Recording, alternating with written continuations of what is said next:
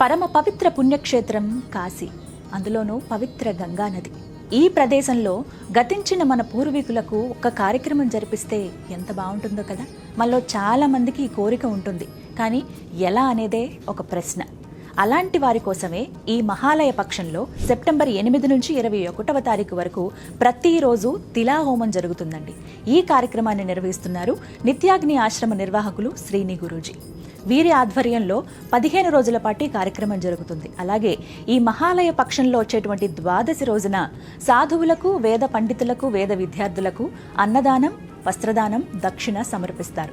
మొత్తంగా ఈ హోమం, ఈ దక్షిణ సమర్పణ, అన్నదానం, వస్త్రదానం అంతా కలిపి 1551 రూపాయలకే మనం కూడా జరిపించుకోవచ్చు. ఒక్కలుగా మనం ఈ కార్యక్రమం చేసుకోవాలంటే ఎన్నో వేలల్లో ఖర్చు అవుతుందండి. అలా కాకుండా అందరికీ అందుబాటులో ఉండే ధరలోనే మనం ఈ విధంగా చేయొచ్చు. మరి ఈ కార్యక్రమంలో ఎలా పాల్పంచుకోవాలని అనుకుంటున్నారా? మీకు ఒక గూగుల్ ఫామ్ ఇవ్వడం జరుగుతుంది. మీ గతించిన పూర్వీకుల పేరు, గోత్రం మీరు అందులో నమోదు చేయవచ్చు.